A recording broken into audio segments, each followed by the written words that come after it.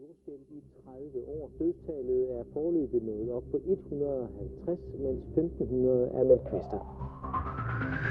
Internationale forskere har fundet spor af sprængstoffer i ruinerne af World Trade Center. I en ny videnskabelig artikel får det forskerne til at konkludere, at det formentlig ikke var sammenstødende med de to kaprede fly, der i 2001 fik World Trade-tårnene til at kollapse.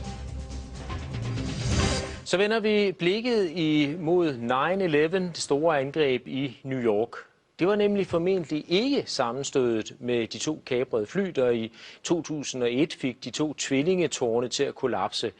Det konkluderer i hvert fald en netop offentliggjort videnskabelig artikel. Internationale forskere har gjort fund af sprængstoffet nanotermit i ruinerne af de sammenstyrtede tårne, og sprængstoffet kan ikke stamme fra de to fly. Tværtimod tyder undersøgelserne på, at det formentlig i forvejen var anbragt i bygningerne, og der er altså tale om flere tons sprængstof. Niels Harrit, du har sammen med 8 andre forskere lavet den her artikel, hvor I konkluderer, at det formentlig var stoffet nanotermit, som forårsaget sammenstyrtningerne af de her bygninger. Hvad er nanotermit for en størrelse? At vi har fundet nanotermit i støvet fra sammenstyrtning af World Trade Center. Vi siger ikke, at der kun blev brugt nanotermit. Men nanotermit, hvis jeg skal forklare, hvad det er, så den sidste del af ordet termit, det er en gammel opfindelse faktisk fra 1893, som er en blanding af aluminium og pulveriseret rust, som hvis det reagerer med hinanden, udvikler en enorm varme. Der dannes i reaktionen jern, som er 2500 grader varmt, og det kan man bruge til at svejse med, det har man gjort, det er meget nyttigt, men det kan også bruges til at smelte andet jern.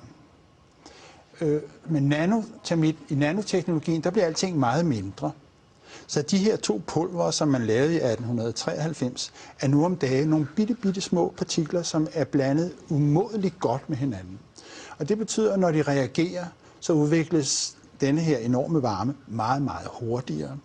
Og samtidig kan man tilsætte andre stoffer, således at nanotermitter både kan virke som noget, der giver en masse varme, men det kan også virke som et meget effektivt sprængstof. Faktisk er der mere energi i nanotermitter, end der er i almindelige sprængstof og dynamit.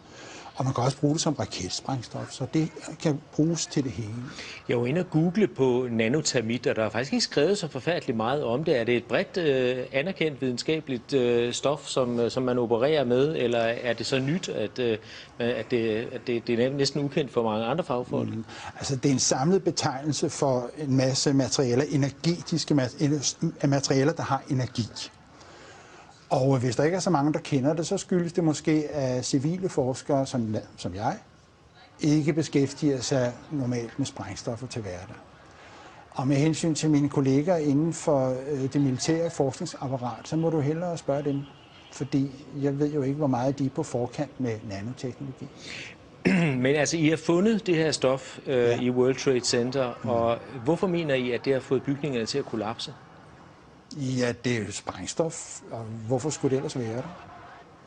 Men det er varmeudviklingen, I mener, der simpelthen har smeltet stålkonstruktionerne, som jo ellers skulle kunne holde bygningerne oppe, at det er i virkeligheden det, der har fået bygningerne til at kollapse som korthus? Ja, hvis jeg skal svare på det helt præcist, så ved vi det ikke endnu.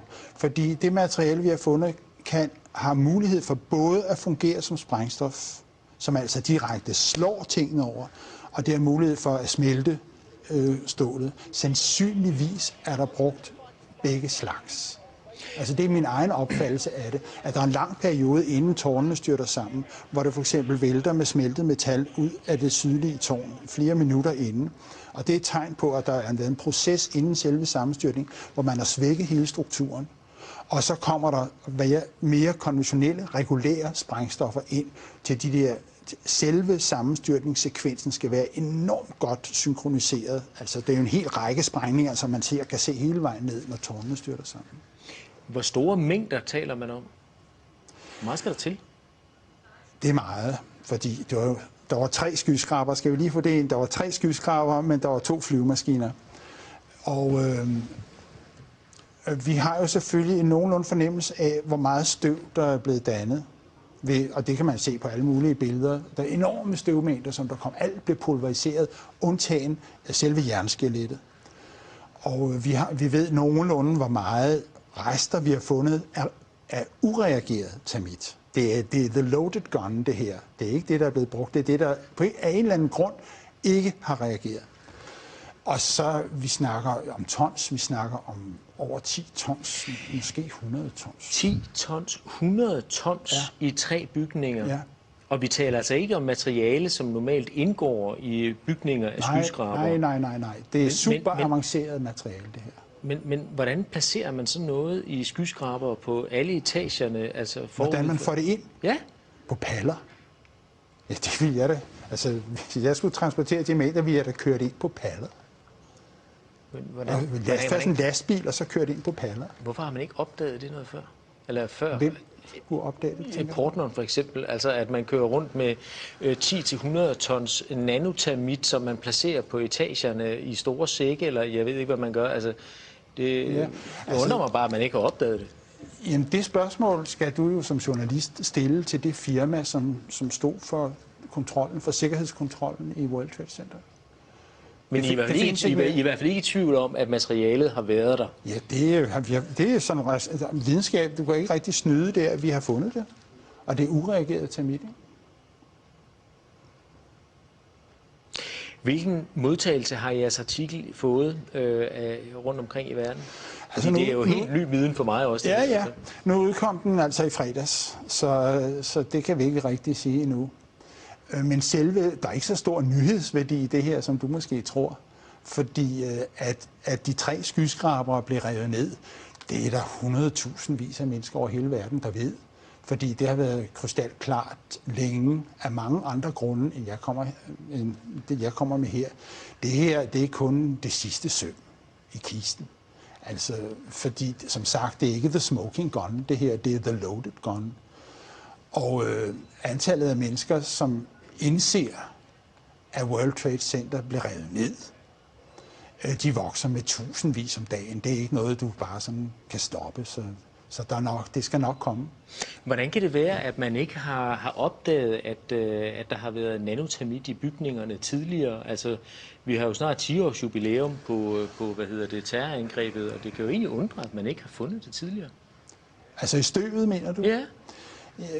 Det blev fordi det er lidt tilfældigt, at der også er en, der kiggede på støvet i et mikroskop, og det er sådan nogle små røde chips. Altså de største er en millimeter og ned efter. Så de allerstørste kan du se med det blotte øje, men langt de fleste af dem skal du altså have et mikroskop frem for at finde.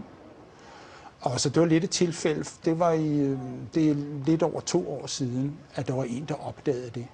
Og den videnskabelige artikel, som du refererer til her, og som udkom i fredags, den har været 1,5 år undervejs. Det er en meget omfattende artikel, det er meget grundigt arbejde, og det laver man ikke fra den ene dag til den anden. Men du har arbejdet i flere år, fordi det her, det har undret dig? Ja, over 2 år faktisk. Det var da jeg så bygning 7, som er den 3. skyskraber, styrte sammen. Da jeg så den første gang, fordi den styrtede ned 7 timer efter tårnene. Og der var jo altså kun 2 flyvemaskiner. Så når man ser sådan en bygning på 47 etager, 186 meter høj, styrte sammen på 6,5 sekunder, og man er naturvidenskabsmand, så tænker man, what? Og så skal man lige se det igen. Og så skulle jeg se det igen. Og så trykkede jeg på knappen 10 gange, og munden røg længere og længere ned, fordi for det første havde jeg aldrig hørt om den bygning før. For det andet var der ikke nogen synlig grund til, at den skulle styre sammen på den måde. Den styrter fuldstændig sammen, så der ser den sådan på 6,5 sekunder. Og siden den dag har jeg ikke haft fri. Altså, lige siden 9/11, der har der jo været spekulationer fremme og konspirationsteorier. Og hvad vil du sige til de seere, som nu sidder og hører om jeres undersøgelse for første gang, og hører om jeres videnskabelige arbejde og siger, ja, vi har hørt det før, måske i anden indpakning. Folk har god fantasi, der er masser af konspirationsteorier. Hvad vil du sige til dem for at overbevise dem om, at det her, det er altså noget andet? For mig er der kun én konspirationsteori, som er værd at snakke om her. Og det er den med de 19 flykapere. Og der synes jeg, at de mennesker, som der så sidder, som kigger på det her, skal spørge sig selv, om hvilke beviser har vi egentlig set på den konspirationsteori, den officielle konspirationsteori. Har vi set nogle beviser? Hvis der er nogen, der har set dem, så vil jeg gerne høre om dem. Der er ikke nogen, der er anklaget. Der er ikke nogen, der er efterlyst. Så det eneste som konsekvens af det her, mener jeg, må være et krav om at få en ordentlig politimæssig efterforskning af terrorangrebet 9/11, fordi det er ikke sket. Den venter vi på, og vi håber, at vores resultater vil indgå som tekniske beviser, når den dag kommer. Niels Harrit, spændende. Tak fordi du kom. Tak.